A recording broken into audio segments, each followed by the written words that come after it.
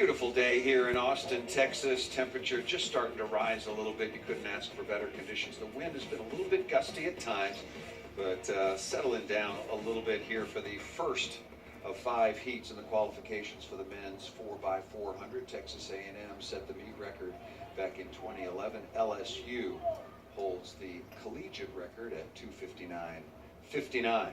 First of 5 heats. Here are the lane assignments, and we've just been given word that Texas has scratched out of lane number 5. So all of a sudden this becomes a pretty interesting opening heat. And remember, it's on time. It's not based on winning your heat. We'll see what Akron can do, starting in lane number 3 with Milton Greer running the opening heat. For South Plains, it's Junior Charles, then Wiley, Angelo State, and Tarleton State competing in this particular heat.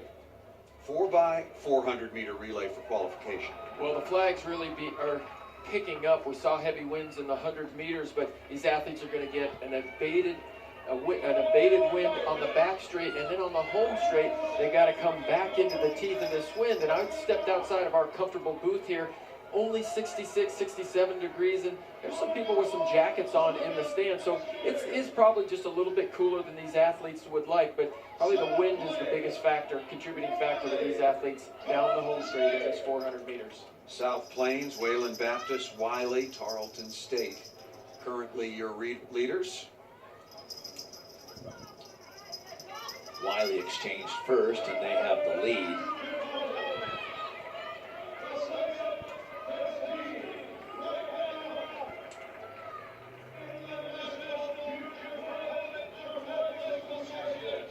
Long way to go.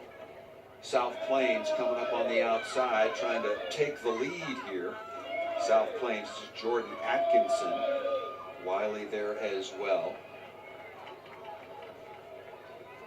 So South Plains, Wiley, and Tarleton State. I wouldn't recommend to young runners that you have your shells or whatever it may be in your mouth as you're running 400 meters for Tarleton State, hard enough as it is. Not necessarily a good idea, but we'll let them figure that out.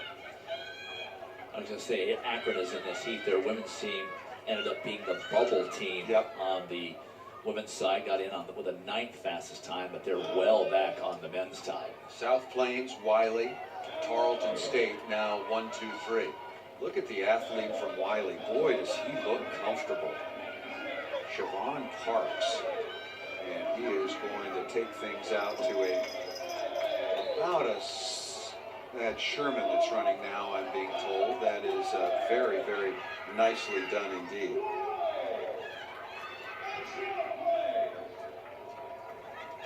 Yeah, very large gap just developed between Wiley and South Plains.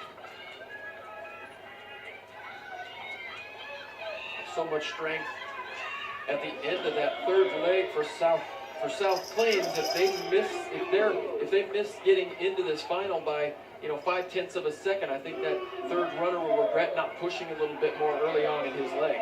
Marbeck Edgar finishing things off for Wiley. South Plains, and coming up on the outside,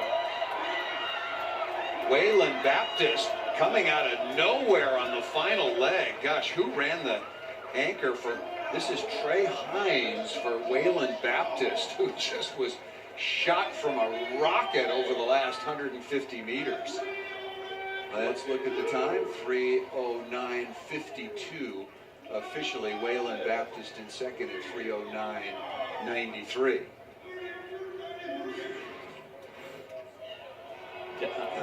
Outside of his coach, I wonder who had a clock on the Wayland Baptist anchor. We probably will never know. Wow. That is coming from way back. Anchor leg was 45-1. 45-1. What's he doing at Wayland Baptist?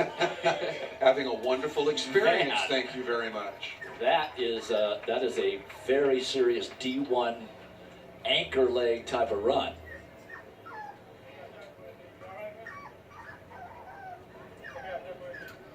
Well, the relay just seems to bring out the best in some of these young athletes as well. When you're behind third, fourth, fifth position, and you see those athletes ahead of you, and you're chasing them, and we certainly see what that does to somebody in some of the bigger schools, those University of Oregon runners like Raven Rogers and athletes like that.